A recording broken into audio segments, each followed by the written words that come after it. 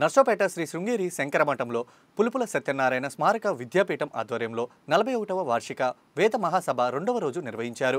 Doctor వేదాంత రామకృష్ణ శ్రీ ఘనపాటి నిర్వహణలో ఈ మహాసభ సాగింది. ఈ సందర్భంగా వేద పండితులు, విద్యార్థులు పాల్గొన్న వేద పరీక్షలు విజయవంతంగా పూర్తయ్యాయి. అనంతరం శ్రీ పులుపుల సత్యనారాయణ స్మారక విద్యాపీఠం తరపున వేద పరీక్షల్లో ఉత్తీర్ణులైన విద్యార్థులకు జయపత్రికలు మరియు సర్టిఫికెట్లు అందజేసి వేద పండితులు ఘనంగా సన్మానించారు. కార్యక్రమంలో పాల్గొన్న భక్తులు, విద్యార్థులు వేదమాత శ్రీ శారదాంబ అనుగ్రహం పొందాలని నిర్వాహకులు ఆకాంక్షించారు.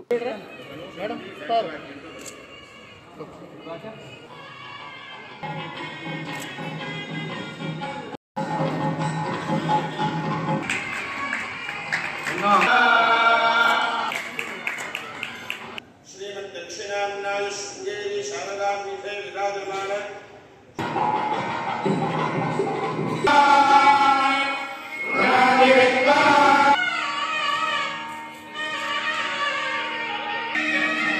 ఒక 40 సంవత్సరాలు పూర్తయి 41వ సంవత్సరంలో శ్రీ పులుపుల సత్యనారాయణ స్మారక విద్యాపీఠం వారు ముందుకు పురోగమిస్తున్నటువంటి శుభ సందర్భం. 41వ వార్షికోత్సవ సభని ఈనాడు మనం జరుపుకుంటున్నాం. గతంలో ఈ సభ వైశాఖ శుక్ల అష్టమి నాడు జరిగేది.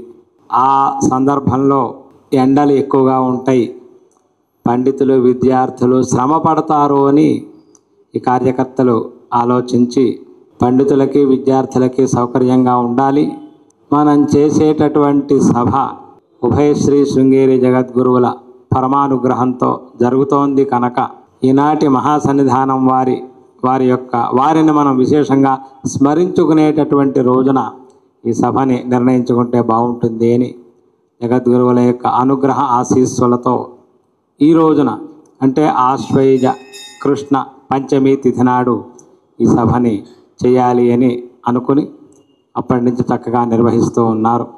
స్వాధ్యాయ చతురానన అనే మాట నిజానికి పెద్దలకి చెల్లు, నాలాంటి వాళ్ళకి కాదు. ఎందుకు కాదంటే ముఖ్యంగా పిల్లలంతా వినాలి. స్వాధ్యాయ చతురానన అంటే ఏమిటి? చతురాననుడు అంటే 4 ఆననములు కల బ్రహ్మగారు అని అర్థం కదా. వేదం విషయంలో బ్రహ్మగారంతటి వాడు అని అనిపించుకోవాలంటే మనం కాస్త ప్రత్యేకంగా ప్రయత్నం చేయాలి.